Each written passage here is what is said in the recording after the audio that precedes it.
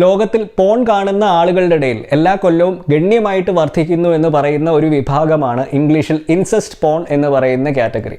അതായത് രക്തബന്ധമുള്ളവർ തമ്മിൽ ചെയ്യുന്ന ഒരു ലൈംഗിക പ്രവൃത്തി. അച്ഛനും മകളും, അമ്മയും മകനും, കസിൻസ്, സഹോദരങ്ങൾ എന്നിവർ തമ്മിലുള്ള ലൈംഗിക ബന്ധം.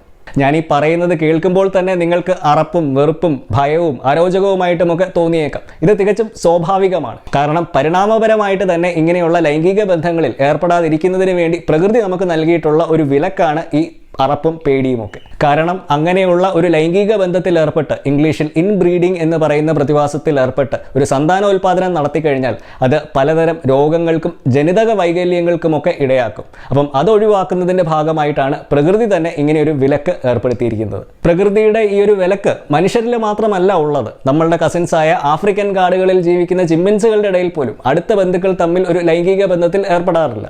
അപ്പോൾ പിന്നെ എന്തുകൊണ്ടാണ് ഇതുപോലുള്ള പോൺ സിനിമകൾ കാണാൻ മനുഷ്യരുടെ ഇടയിൽ താല്പര്യം കൂടി വരുന്നത്? നമ്മൾ ചിമ്പൻസികളെക്കാട്ടിലും നികൃഷ്ട ജീവികളായതുകൊണ്ടാണോ?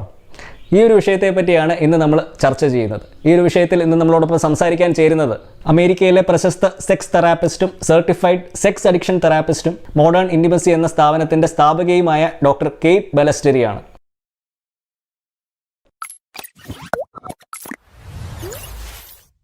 നമസ്കാരം, എൻ്റെ പേര് സംഗീത് സെബാസ്റ്റ്യൻ. ഞാനൊരു സെക്ഷുവാലിറ്റി റൈറ്ററും സെക്സ് എഡ്യൂക്കേറ്ററുമാണ്. നമ്മുടെ ജീവിതത്തിൽ ഉണ്ടാകുന്ന 90% ലൈംഗിക പ്രശ്നങ്ങളും നിങ്ങളൊരു ഡോക്ടറിൻ്റെ അടുക്കയോ സൈക്കോളജിസ്റ്റിൻ്റെ അടുക്കയോ ഒക്കെ പോയി മരുന്ന് കഴിച്ച് ചികിത്സിച്ച് ഭേദമാക്കേണ്ട രോഗങ്ങളല്ല.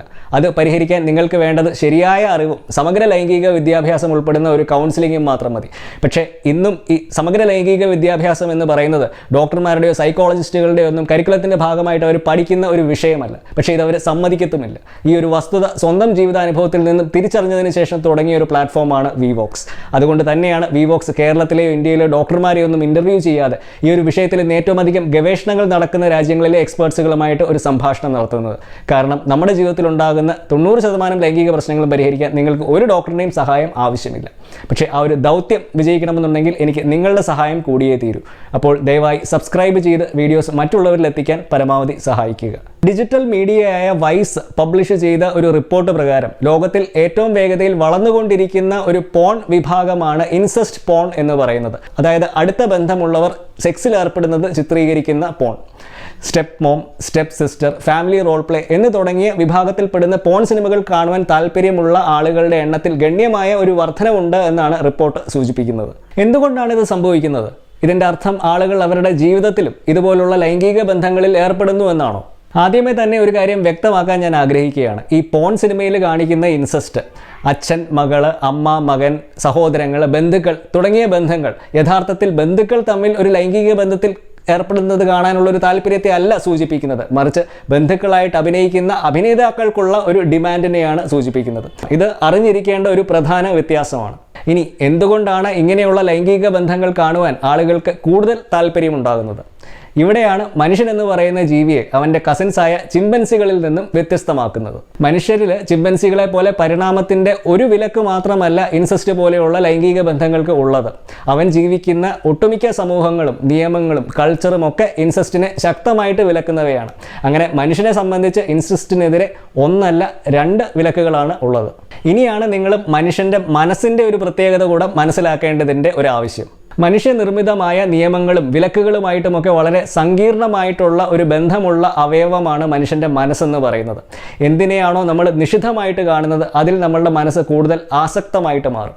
ഞാൻ നിങ്ങളുടെ അടുക്ക് കണ്ണടച്ചിട്ട് അടുത്ത 10 സെക്കൻഡ് നേരത്തേക്ക് കുരങ്ങന്മാരെ പറ്റി ചിന്തിക്കരുത് എന്ന് പറഞ്ഞു കഴിഞ്ഞാൽ നിങ്ങൾ കുരങ്ങന്മാരെ പറ്റി മാത്രമേ ചിന്തിക്കത്തുള്ളൂ എന്ന് പറഞ്ഞതുപോലെ ഇത് മനസ്സിൻ്റെ ഒരു തരം കളിയാണ്. നിങ്ങൾ കുട്ടിയായിരുന്നപ്പോൾ കള്ളനും പോലീസും ഡോക്ടറും നേഴ്സുമായിട്ടുമൊക്കെ അഭിനയിച്ച് കളിച്ചിട്ടില്ലേ?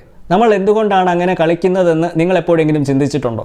കാരണം അങ്ങനെ സാങ്കല്പികമായിട്ടുള്ള കളികളിലൂടെയാണ് നമ്മൾ നമ്മളെ തന്നെയും ലോകത്തെയും വൈകാരിക അവസ്ഥകളെ പറ്റിയുമൊക്കെ മനസ്സിലാക്കുന്നത്.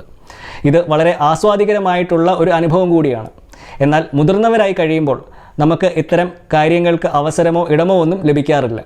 അതുകൊണ്ടാണ് നമ്മൾ സ്വകാര്യ ലൈംഗിക ചിന്തകളിലൂടെ ഒരു പുതിയ ഇടം കണ്ടെത്തുന്നത്. ഈ സ്വകാര്യ ലൈംഗിക ചിന്തകൾ ഓരോ വ്യക്തിയിലും വ്യത്യസ്തമായിരിക്കും. അതിൻ്റെ അർത്ഥം അങ്ങനെ ചിന്തിക്കുന്ന മനുഷ്യർ അവരുടെ യഥാർത്ഥ ജീവിതത്തിലും രതിവൈകൃതമുള്ള മനുഷ്യരാണെന്നാണോ? ഒരിക്കലെങ്കിലും ഒരു അനുചിതമായ ചിന്ത മനസ്സിൽ വരാത്തവരായിട്ട് ആരും തന്നെ ഉണ്ടാവത്തില്ല എന്ന് വേണമെങ്കിൽ നമുക്ക് പറയാം. അത് ഒരു ബന്ധുവിനെക്കുറിച്ചോ ഒരു കൂട്ടുകാരൻ്റെ പങ്കാളിയെക്കുറിച്ചോ അല്ലെങ്കിൽ മറ്റാരെങ്കിലോ പറ്റിയോ ആകാം. അത്തരം ലൈംഗിക ചിന്തകളോ ഫാൻറ്റസികളോ ഒക്കെ നിങ്ങൾ ഇഷ്ടപ്പെട്ടാലും ഇല്ലെങ്കിലും മനസ്സിൽ വരുന്നത് തികച്ചും സാധാരണമാണ്. ഒരു അനുചിതമായ ചിന്ത ഉണ്ടായി എന്ന് പറഞ്ഞ് അത് ലോകാവസാനമൊന്നുമല്ല. നിങ്ങൾക്ക് മാത്രമല്ല പലർക്കും ഇത്തരം ചിന്തകൾ ഉണ്ടാകാറുണ്ട്, ഇനിയും ഉണ്ടാകും. ഒരു കാര്യം ആവേശകരമാകുന്നത് അത് ഒരു നിഷിദ്ധമായ കാര്യമായതുകൊണ്ടാണ്. നിങ്ങൾ ആ വിലക്കുകൾ മാറ്റിക്കഴിഞ്ഞാൽ അതിനോടുള്ള ഒരു ആവേശം ഒരുപക്ഷെ കുറഞ്ഞേക്കാം. ആളുകൾക്ക് ഫാൻറ്റസികളെക്കുറിച്ച് ആശങ്കയുണ്ടാകുന്നത് സ്വാഭാവികമാണ്. ഇത് ശരിയല്ലല്ലോ എന്നൊക്കെ തോന്നാം. പക്ഷേ ഒരു കാര്യം നിങ്ങൾ ഓർക്കണം, ഫാൻറ്റസി വെറും ഫാൻറ്റസി മാത്രമാണ്. ഡോക്ടർ കെയ്റ്റിൻ്റെ അഭിപ്രായത്തിൽ ഈ ഫാൻറ്റസി ഒരു പ്രവൃത്തി പദത്തിൽ കൊണ്ടുവരാത്തോടത്തോളം കാലം അത് തികച്ചും നിരുപദ്രവകരമാണ്. ഒരു ഫാൻറ്റസി അല്ലെങ്കിൽ ഒരു അനുചിതമായ ചിന്ത നിങ്ങളുടെ മനസ്സിൽ വന്നാൽ അതിനെ അംഗീകരിക്കാൻ ശ്രമിക്കുക. ഒരു പ്രശ്നമായിട്ട് കാണേണ്ടതില്ല. നിങ്ങൾക്ക് ആ ഫാൻറ്റസി നിങ്ങളുടെ പങ്കാളിയുമായിട്ടുള്ള ലൈംഗിക ജീവിതം മെച്ചപ്പെടുത്താനോ സ്വയംഭോഗത്തിനോ ഒക്കെ ആയിട്ട് ഉപയോഗിക്കാവുന്നതാണ്. അപ്പോൾ ഇനി എങ്ങനെയുള്ള ആളുകളാണ് ഈ അനുചിതമായ ഫാൻറ്റസി ജീവിതത്തിലും പ്രാവർത്തികമാക്കാൻ ശ്രമിക്കുന്നത്? ഒരു വ്യക്തിയുടെ അനുചിതമായ ഫാൻറ്റസി യഥാർത്ഥ ജീവിതത്തിലും പ്രശ്നകരമായ പെരുമാറ്റത്തിലേക്ക് നയിക്കാൻ പ്രേരിപ്പിക്കുന്നതിന് പല കാരണങ്ങളുണ്ട്. ഇതിൽ ഒന്നാമത്തെ കാരണം മറ്റുള്ള വ്യക്തികളുടെ മേലുള്ള ഒരു അവകാശ ബോധമാണ്. 2 അപകടകരമായ കാര്യങ്ങൾ ചെയ്യാനുള്ള പ്രവണത. 3 മറ്റുള്ളവരെ നിയന്ത്രിക്കാനുള്ള ഒരു ആഗ്രഹം അല്ലെങ്കിൽ ലഹരി വസ്തുക്കളുടെ ഉപയോഗം. ഇവ 3 പ്രധാന കാരണങ്ങൾ. ഈ പറഞ്ഞ 3 ഘടകങ്ങളും ഒരു വ്യക്തിയുടെ സ്വഭാവത്തിലോ സാധാരണ ജീവിതത്തിലോ ഒന്നും ഇല്ലെങ്കിൽ ഫാൻറ്റസികൾക്ക് അതിരുകൾക്ക് പുറത്തുള്ള ആഗ്രഹങ്ങളെ പ്രകടിപ്പിക്കാനുള്ള ഒരു സുരക്ഷിത ഇടമായിട്ട് തുടരുവാൻ കഴിയും. ചുരുക്കം പറഞ്ഞാൽ നിങ്ങളുടെ ചിന്തകളെയും ഫാൻറ്റസികളെയും ഒന്നും നിങ്ങൾ ഭയപ്പെടേണ്ട കാര്യമൊന്നുമില്ല. അവയെ അംഗീകരിക്കുകയും അവയെ എങ്ങനെ നിങ്ങളുടെ യഥാർത്ഥ ജീവിതത്തിൽ പ്രശ്നങ്ങളൊന്നുമില്ലാത്ത തരത്തിൽ പ്രയോജനപ്പെടുത്താമെന്ന് ചിന്തിക്കുകയുമാണ് വേണ്ടത്. ലൈംഗിക ആരോഗ്യം എന്ന് പറയുന്നത് നിങ്ങളുടെ ശരീരത്തെ പറ്റിയുള്ള ഒരു അറിവ് മാത്രമല്ല, അത് നിങ്ങളുടെ ബന്ധങ്ങളെപ്പറ്റിയും വികാരങ്ങളെപ്പറ്റിയും ചിന്തകളെപ്പറ്റിയും ഒക്കെയുള്ള ഒരു ധാരണ കൂടിയാണ്. അപ്പോൾ ഒരു പുതിയ വീഡിയോയുമായിട്ട് നമുക്ക് വീണ്ടും കാണാം. So until next time, this is Sangeet Sebastian signing off for VVox. Just sex, no shame.